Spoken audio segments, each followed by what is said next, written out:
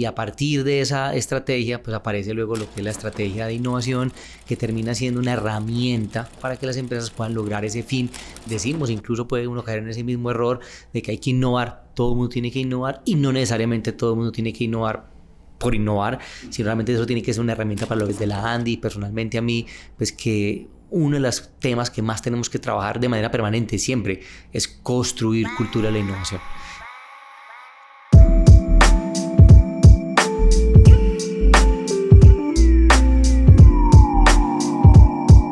Hola, ¿cómo están? Soy Carlos Jaramillo, su host en Backlog, el podcast donde coleccionamos conversaciones increíbles con personajes inolvidables, y hoy no es la excepción. Nos acompaña Alejandro Laya. Alejandro actualmente es gerente nacional de innovación y emprendimiento en la Andy y además gerente de la seccional de Antioquia.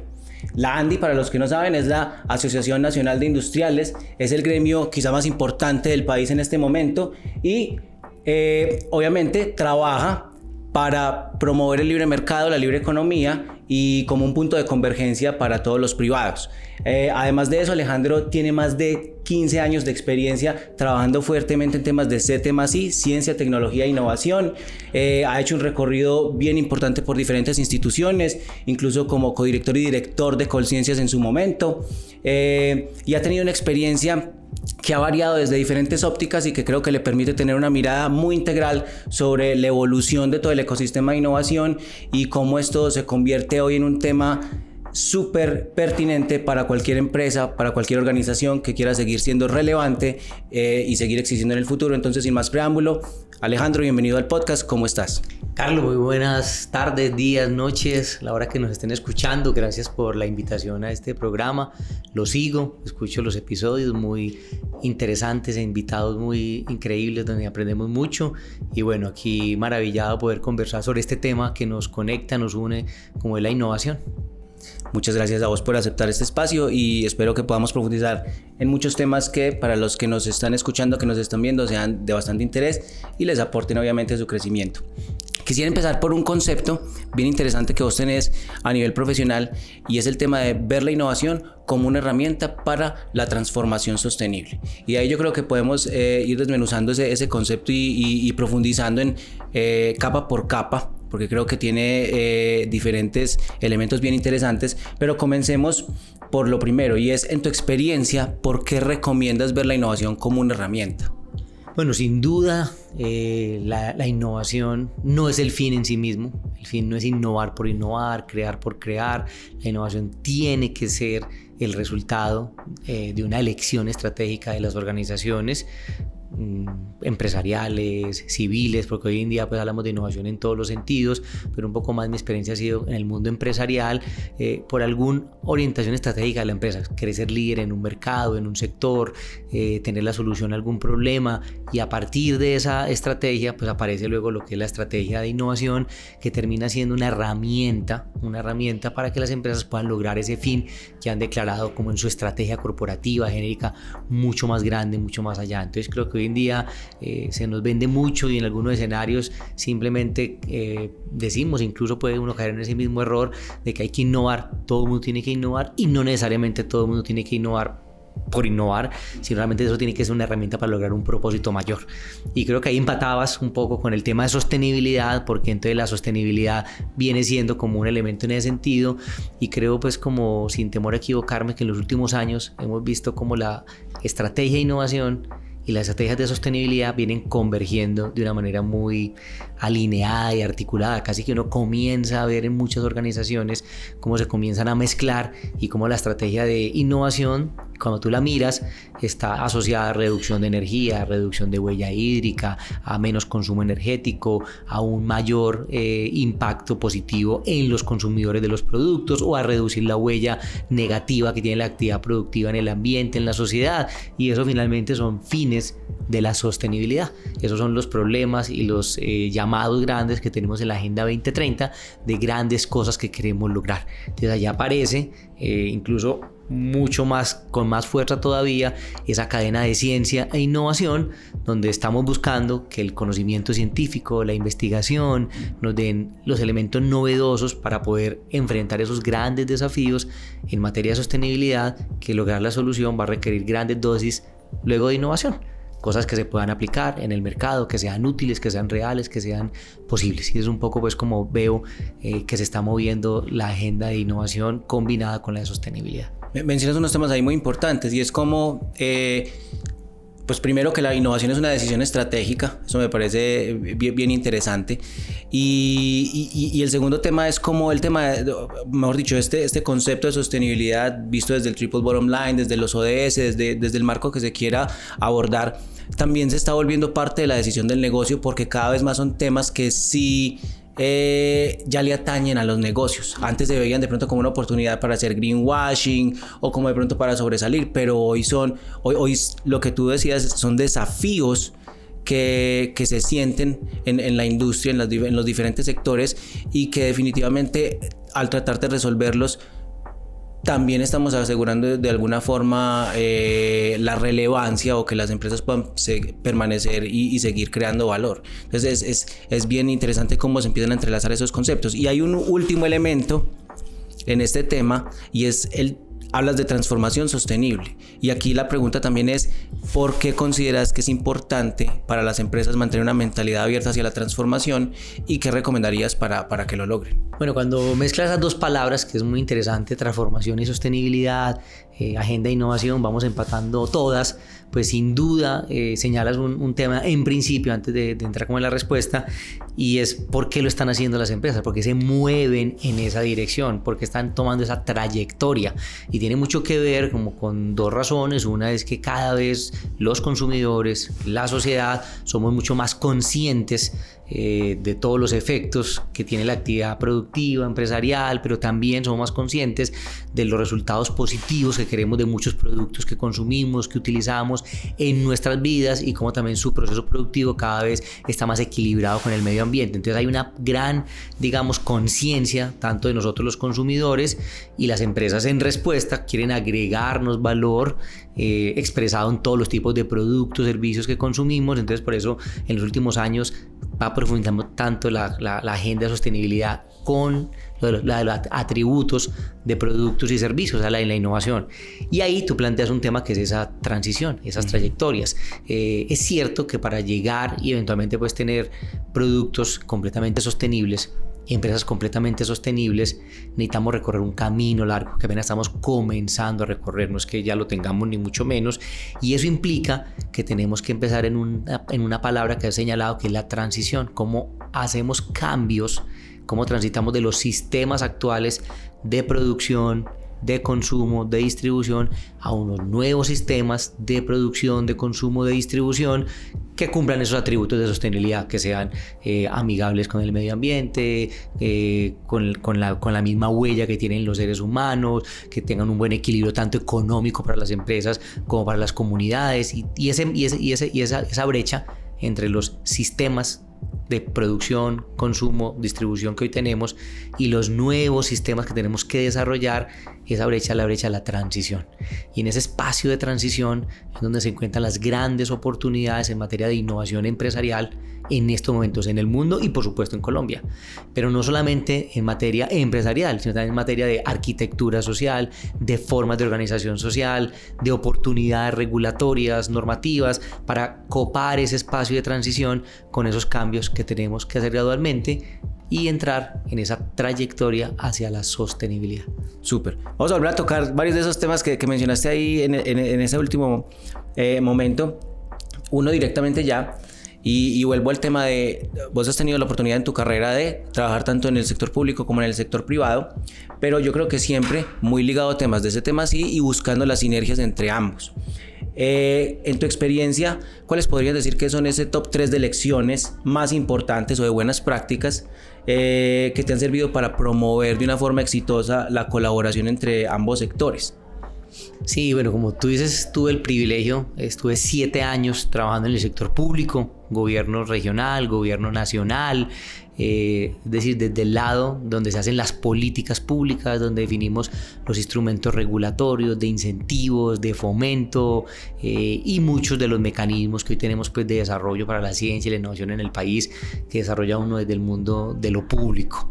Y uno podría decir que, pues, como tú me preguntas, como 3 grandes lecciones. Yo diría que una sin duda es la calidad de las políticas públicas. Creo que las políticas públicas que debemos seguir haciendo, que el país necesita, requieren mucha calidad en el sentido de contenido técnico, por supuesto no ideológico, por supuesto práctico, por supuesto alcanzable, financiable, realista. Son atributos que yo le daría a una buena política pública de calidad. ¿Por qué? Porque también nos hemos llenado históricamente de muchas políticas públicas que están muy bien redactadas, muy bien escritas, son documentos espectaculares, pero que luego no se implementan. En alguna de esas misiones internacionales en doble sentido que hemos tenido en el país, nos decían mucho el gobierno de Corea, cuando cooperábamos con ellos y nos hacían acompañamiento en diseño de política pública, y nos decían que nuestros documentos de política pública eran espectaculares, que lo leían y eso eran documentos que se envidiaría casi cualquier país desarrollado por el rigor como están, pero luego adolecían de la ejecutoria, de la ejecución, no se implementaban.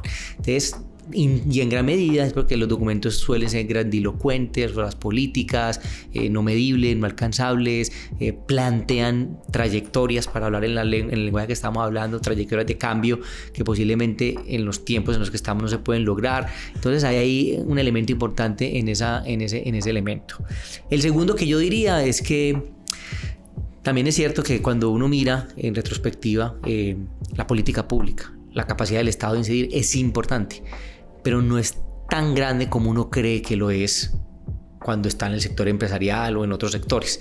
Realmente sí marca unos nortes, marca unos rumbos, pero finalmente el mercado, el avance social, lo que hablábamos al principio, la conciencia de nosotros como consumidores, como sociedad, que no tiene nada que ver ni incluso con el mercado, ni con la conversación de la política pública, sino con todo el flujo de información, conocimiento, autoentrenamiento, compartir, al que estamos expuestos, le genera incluso una direccionalidad mucho más fuerte a muchos fenómenos que la misma política pública.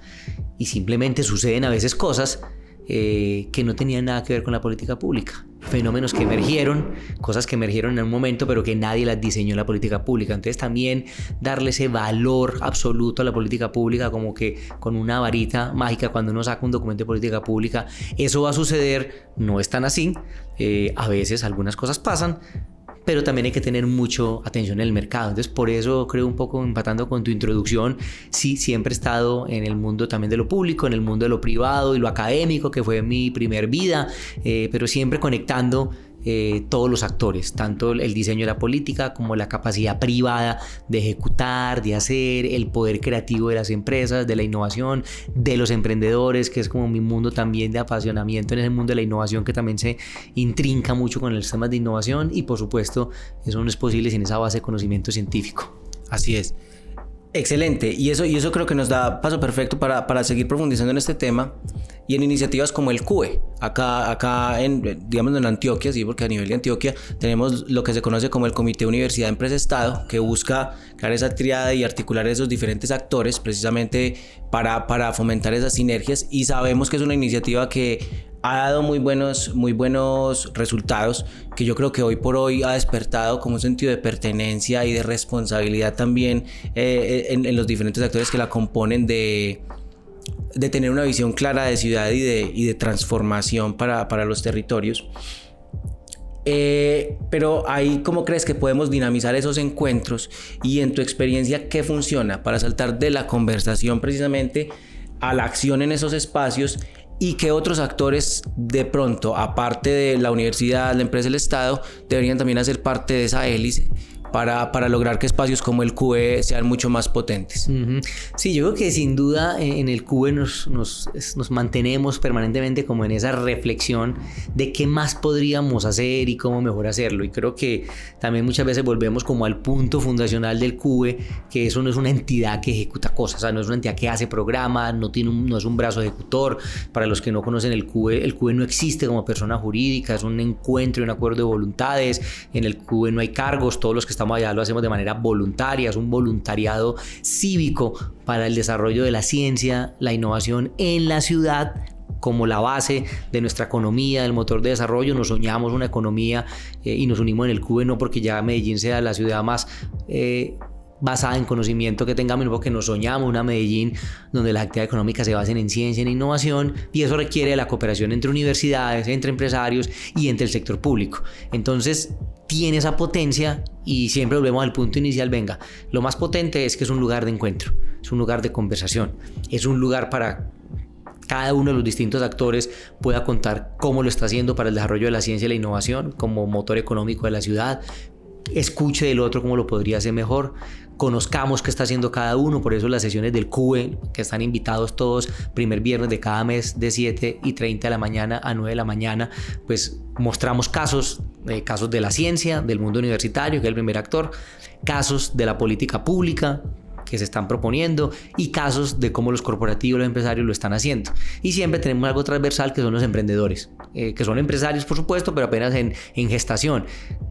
Y simplemente, pero que es muy poderoso, no es tan simple, al contar lo que están haciendo, pues se exponen, otros lo conocen y creamos conexiones. Creo que sin duda hoy para construir una sociedad de conocimiento, la posibilidad de conectar, la capacidad que tenga la sociedad de conectar a sus distintos actores, distintas visiones, distintos enfoques para crear más conocimiento es muy valioso, y el CUBE es una buena plataforma para eso. Muchas veces nosotros mismos nos preguntamos y nos preguntan, ¿será que nos vamos al mundo de la ejecución? ¿Será que empezamos a hacer programas y a ejecutarlos directamente? Creemos que ese no es el camino, pero también somos pues humildes en decir podemos hacer mucho más. Ahí tenemos empresas muy potentes, actores muy potentes, y cómo movemos más la vara. Creo que eso es una pregunta permanente y como un desafío permanente que tomamos de la sociedad, de todos los que estamos allí, cómo podemos hacer más. Súper, muy bien.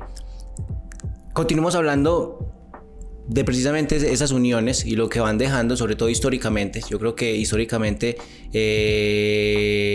cuando han convergido esos actores con un propósito común, van también construyendo esos activos ocultos desde el conocimiento, desde el relacionamiento. Hoy, en el 2024 estamos celebrando 80 años de la ANDI, 20 años de la ANDI del futuro, y hay una iniciativa que viene también cobrando mucho protagonismo dentro de las actividades que hace la ANDI, y es el tema del ranking de innovación.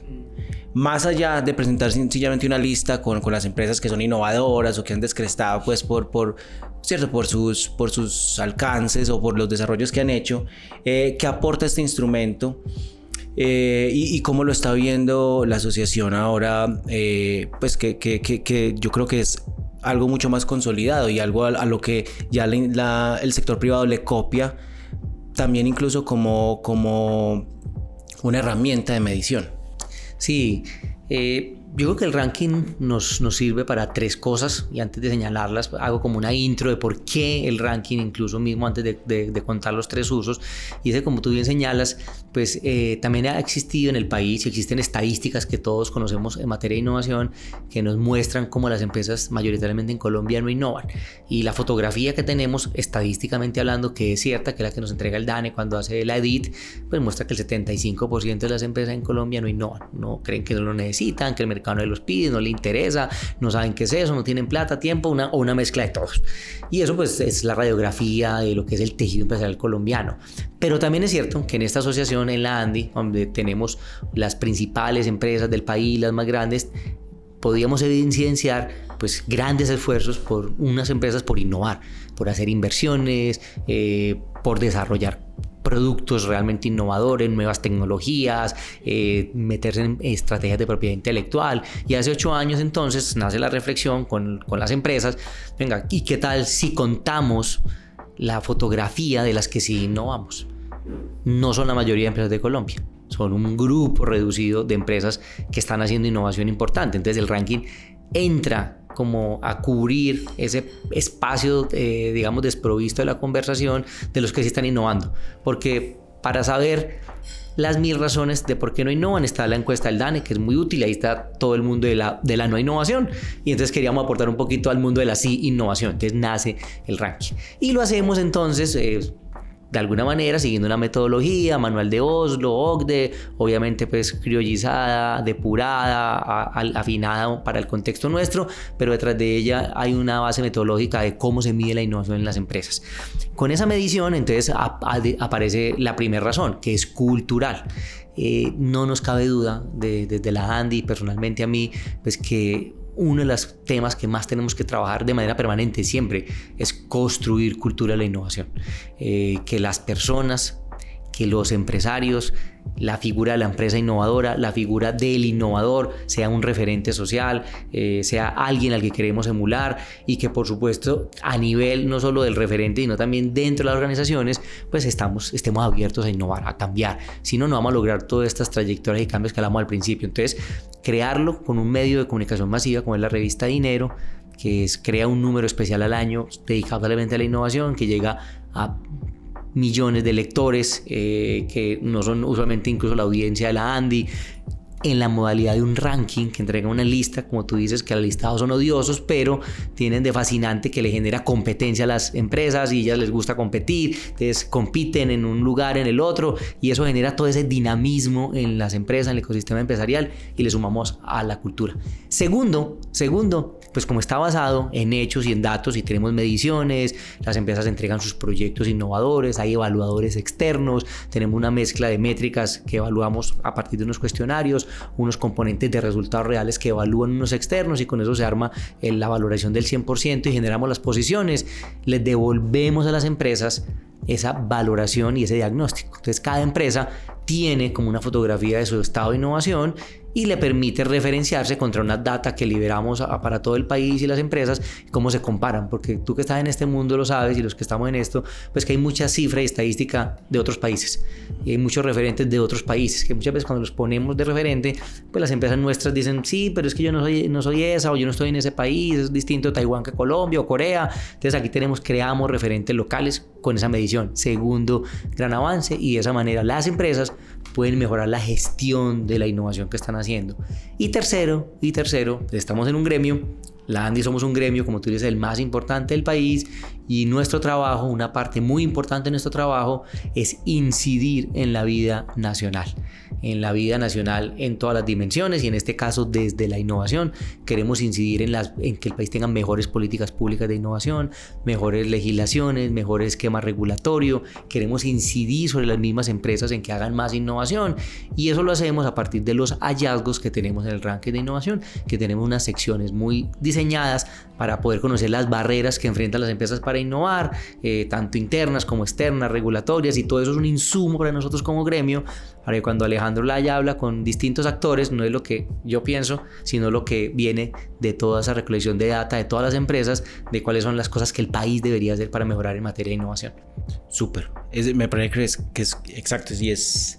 O sea, está generando un conocimiento interesante que luego, que sí es totalmente accionable, que se está poniendo en manos de los mismos empresarios para permitirles incluso tener una hoja de ruta de dónde pueden cerrar brechas y mejorar. Y me lleva a preguntarte también, si ya lo llevamos de micro a macro, ¿cómo está Colombia frente a la región? ¿Cómo está la región frente al mundo? Y lo empato con la próxima pregunta, ¿dónde ves que tenemos unas áreas estratégicas sobre las que nos deberíamos enfocar, o más que deberíamos, porque no soy como muy amigo de esa palabra, que vos recomendás que nos podríamos enfocar para desarrollar ventajas competitivas hoy? Sí, increíblemente nosotros en materia de innovación no estamos tan mal como uno pensaría que puede estar. Cuando miramos pues los rankings internacionales, tú conoces bien el Global Innovation Index, que mide 124 países, siempre estamos por la mitad, en el puesto 63, 65, estamos en la mitad entre los 125 medidos. Cuando miramos frente a América Latina, siempre estamos alrededor de la posición número 5 en América Latina. Siempre el aspiracional ha sido como convertirnos en el tercer país más innovador de América Latina, pero eso implica pues ser más innovador que Chile, que Brasil, que México, Costa Rica, pero finalmente si miramos pues el número de países que estamos de América Latina, estamos como en ese cuartil superior 25%. En términos de estadísticas, indicadores y métricas. Cuando uno mira incluso otras cosas que no son las métricas de innovación y se concentran, por ejemplo, en un índice que construimos en la ANDI hace unos meses, que era el índice de internacionalización, que mide qué tan internacionalizadas están las empresas. Vemos que ahí tenemos muchos desafíos. Es decir, nuestras empresas sí innovan, pero se quedan muy en el mercado local. O sea, son pocas las que van a competir en el mercado global con sus innovaciones.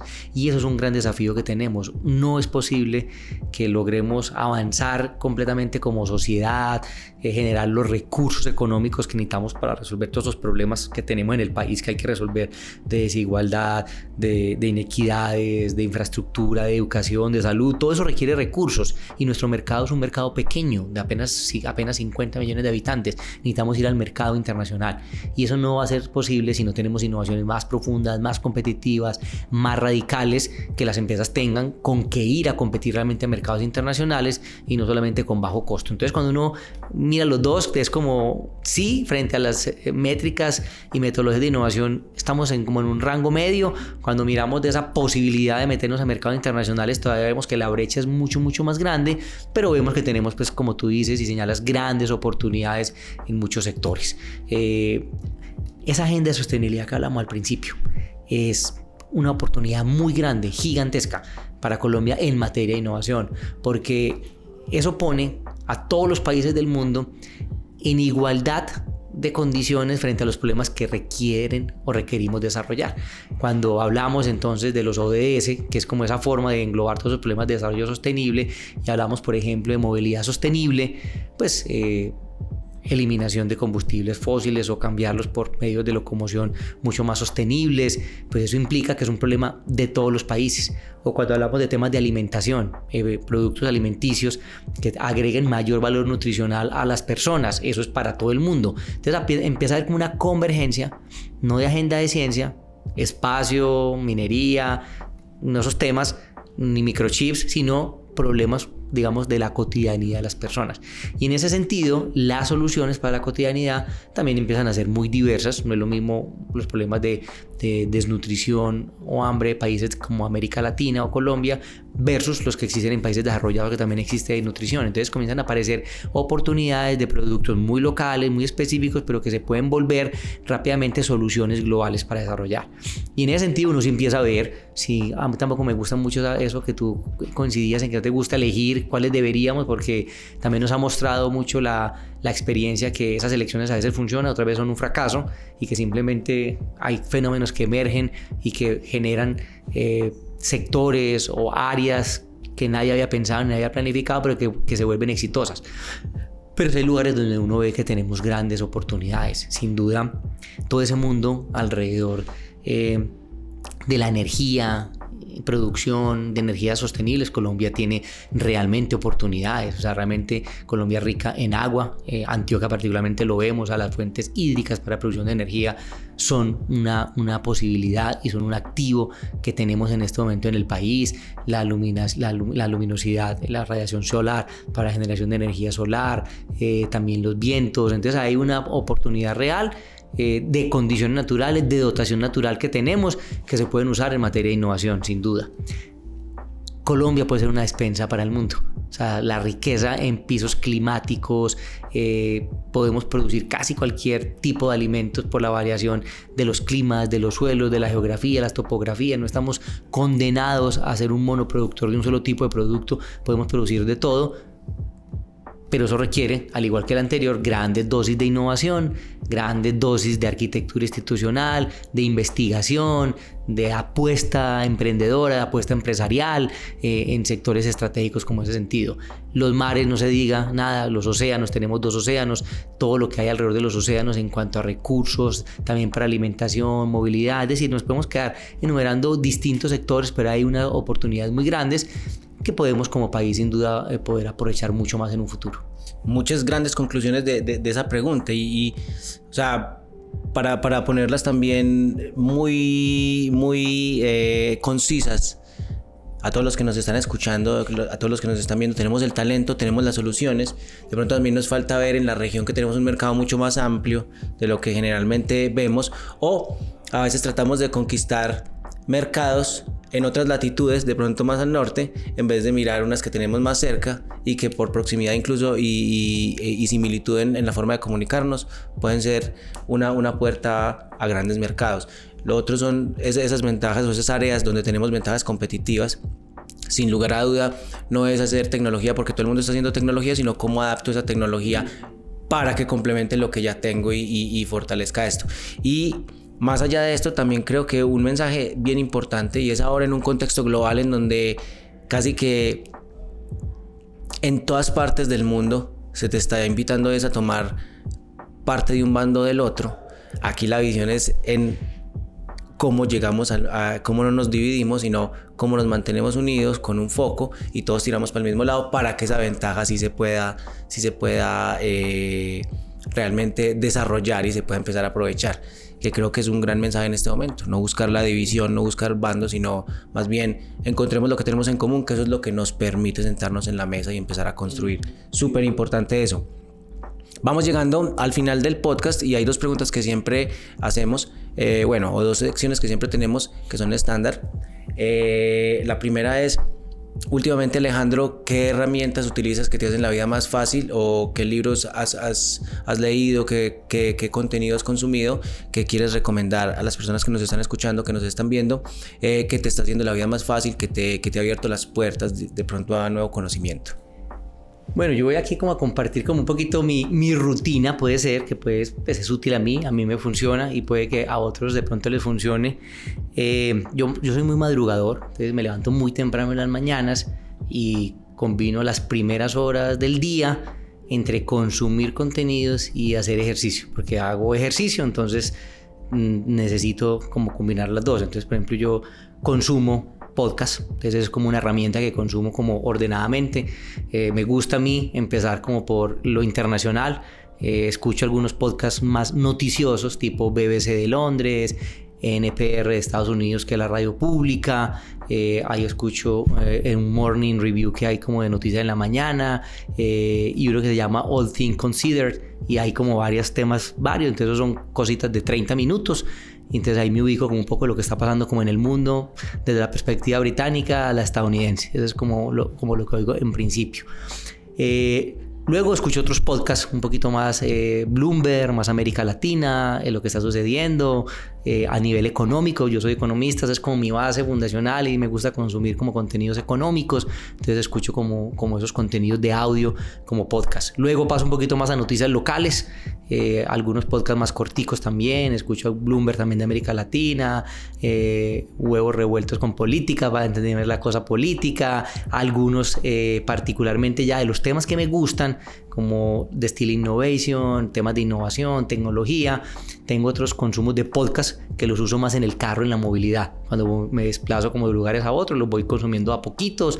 Hablábamos ahora al principio, pues hay unos podcasts muy largos, pero que son buenos y no los consumen. Entonces toca como por cuotas, unos más cortos que les sirven para un trayecto más cortico. Esperamos que este sea uno de los muy largos. Entonces consumo esos podcasts, ese es fundamental. En literatura, leo libros, por supuesto, pero también escucho audiolibros, porque también a veces en desplazamientos, en viajes, en los aviones, me gustan los aviones escuchar audiolibros, entonces escucho algunos audiolibros, ahí escucho o leo, porque también a veces tengo el libro físico y también tengo la versión en audio y puedo cambiar de un formato a otro, una mezclita entre literatura, me gustan las novelas, literatura universal, o luego libros pues como de los contenidos de tendencia de los temas nuestros pues de economía, de innovación que desarrollamos. Y ChatGPT, herramientas, por supuesto que sí. Uso mucho Perplexity. Ya no volví a usar nunca más Google para buscar nada. Ya eso ya pasó a la historia. Uso Perplexity para todas las búsquedas, incluso para organización de viajes, quiero posibles vacaciones o tal cosa, entonces que me ayude a planificar. Uso Copilot, uso pues como una mezcla de las dos. Eso es un poquito como más o menos como mi rutina como de consumo de cosas, de contenidos, y ahí soy muy ecléctico en los contenidos. O sea, consumo pues cosas de tendencia, de actualidad, un poquito de literatura. Esa es como mi rutina, bueno, la mía, me funciona a mí y si a alguien le sirve, pues ahí está. Yo creo que sí, yo creo que esos referentes ayudan mucho a las personas para saber qué nota. No solamente porque encuentren, si Alejandro lo está haciendo, entonces voy por buen camino, sino también de pronto como... No soy el único loco. Exactamente, sí, sirve, ayuda mucho eso. Bueno, y terminamos entonces con la última sección y es invitándote, Alejandro, tenemos 3 cámaras. Esta y esta, para que invites a las personas que nos están escuchando o que nos están viendo a lo que tú quieras, donde pueden entrar en contacto con vos, si quieren aprender más de Alejandro, donde lo pueden encontrar, donde pueden saber más de lo que haces desde los temas de emprendimiento, innovación, de lo que está haciendo la Andy del futuro. Entonces adelante, el espacio es tuyo. Bueno, la invitación un poco, redes sociales, por supuesto, uso 2, uso LinkedIn y uso Twitter, todo lo que está ahí lo pongo yo, nadie me las maneja. Un poquito pues en LinkedIn encontrarán contenido profesional, lo que estamos haciendo en la asociación, en todos estos mundos míos de innovación, emprendimiento. En Twitter un poquito más de la conversación cotidiana del día a día. Y bueno, hablamos hoy mucho de innovación, toda esta data que muy rápidamente pues solamente enunciamos de nuestro ranking de innovación. Súper bien. Bueno, y no siendo más entonces, nos despedimos. Los esperamos en un próximo episodio de Backlog. Ya saben, el podcast donde coleccionamos conversaciones increíbles con personajes inolvidables. Alejandro, nuevamente, muchas gracias por aceptar la invitación y nos vemos por ahí en las redes. Hasta luego.